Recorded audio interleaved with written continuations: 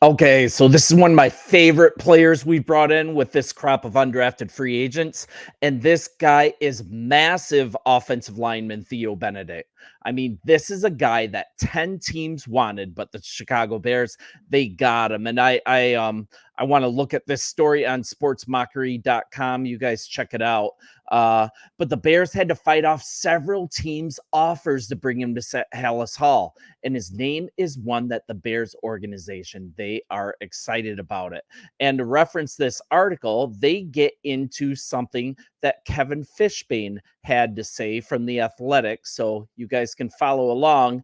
But he had this to say about the Bears acquiring him. 10 teams made offers to Benedet after the draft. The other top candidates among them were the Atlanta Falcons, the Carolina Panthers, but he chose Chicago.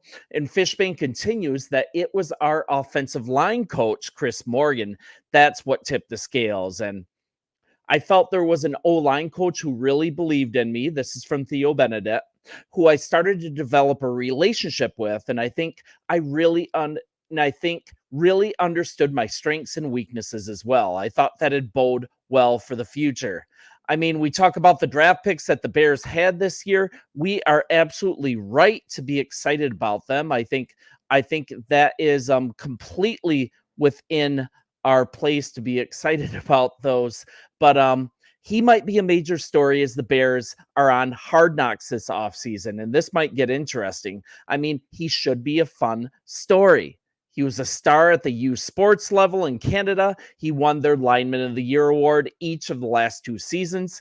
And as he's getting ready to make this jump from the Canadian football environment to the NFL, it's going to be super interesting monitoring his progress. And he's someone with just impressive physical attributes we'll get into. He's just a large human, and he has super dominant tape. The thing is, it might not be this year.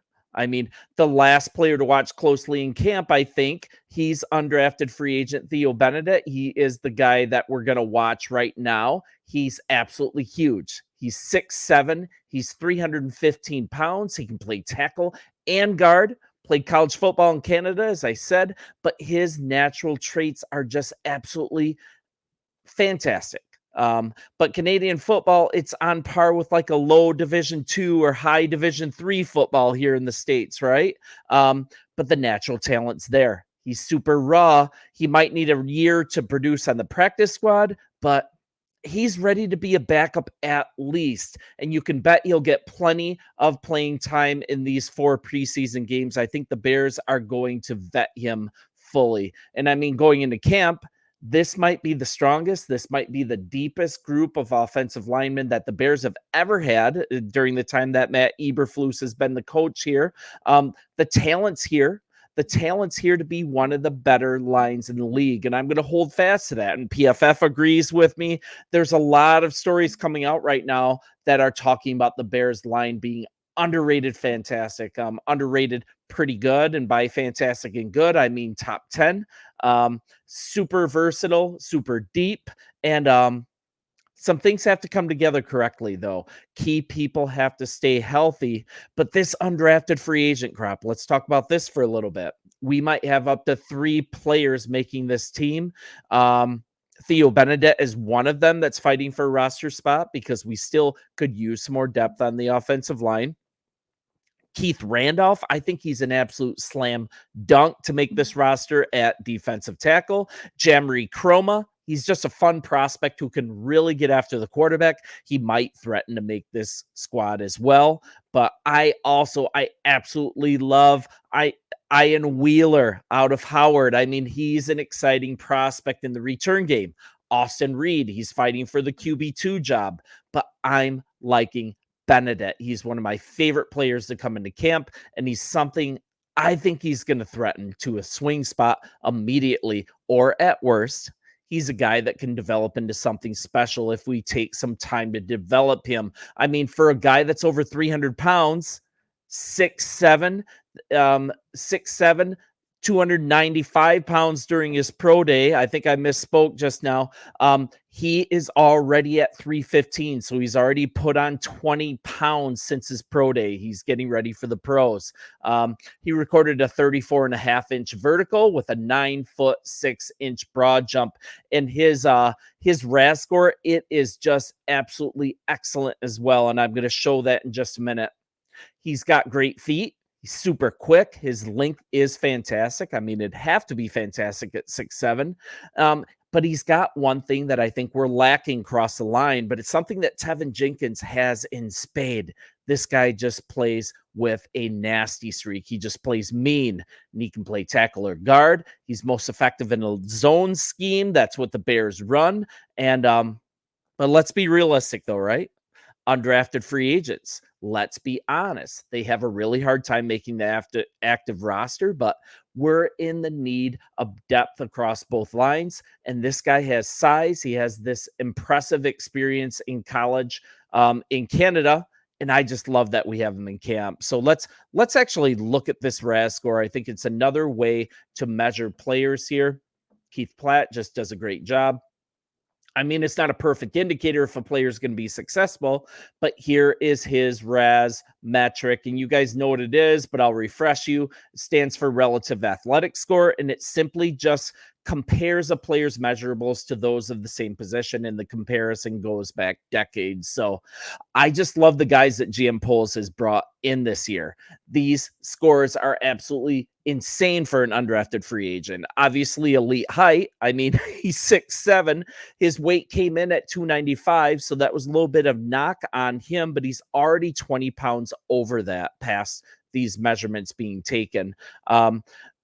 That's a really great way to improve his RAS score already. An 8 out of 10 in the 40, but here's something to love. He's an offensive lineman, and his 10-yard split is absolutely elite at 8.33. That's great getting off the line. And in the metric that measures explosiveness, the way he can block, laterally move, the strength and explosion from his hips, he has a 9.03 percentile overall. That's over 10. In the vertical, and the same 9.83 in the broad. His shuttle time is also elite at 8.51. He's just a dancing bear. That's something I like to say.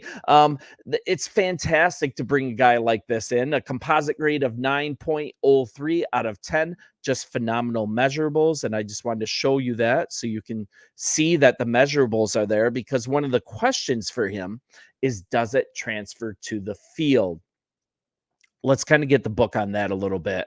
The Canadian college game, right? It's a little different. Measurables on the field, it can be a little challenging because, I mean, there's just so many differences. And most of the differences are particularly on the offensive line. And they talked about this in an interview by Steph Sanchez on 49erswebzone.com. I absolutely always want to give credit. And this is from their interview. You mentioned Canadian football is very pass heavy. So what's your comfort level with run blocking? And he's going to get into this here. This is from Theo. Yeah, I mean, we're pretty relative to other Canadian teams, pretty run heavy offense. So I have a good coaching. I've had good coaching in terms of that. But the big difference coming down here is that in Canada, the D line is a yard off the ball. And so not having that has been an adjustment just in terms of having to change your footwork. You've got to speed things up. It's a little bit more important to gain ground off the line of scrimmage, and just learning to adapt to not having that yard. It's been something that's part of the reason why I wanted to go to the Shrine game last year and then to the CGS this year. It was just to get more and more reps at what it looks like to be in the American game. And here's more for Theo as well this year as he's attending OTAs. This is kind of a reaction to where he's at. And he's talking about they came downhill right away. That's the reference to the closer defensive line. That yard makes a difference. That took me a minute to get adjusted to.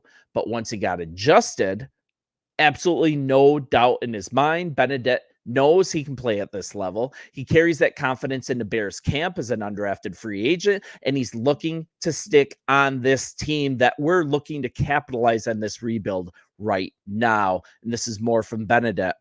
As we've gone into one-on-ones, I'm going against guys from Ohio State and stuff, and I'm beating them. That's when your confidence starts to grow. And he had options after the end of his college career. He started every single game on the Thunderbirds offensive line since his first year of college ball in 2019. That got him on the CFL radar. Adapting to that difference, it might not be so tough to him due to the fact that his agility, his explosion numbers, such an elite level. He actually played track and field as well. He was a shot putter. I think that speaks into why his explosiveness numbers are so good. I'm going to keep walking through here. Bear with me. I want to give you as full of a profile of him as possible. So he started every game in his 4 seasons at the University of British Columbia. He started at right tackle, and he became the most decorated offensive lineman in Canadian football history. That should get our attention. That should show that this guy should be able to adapt to the American game.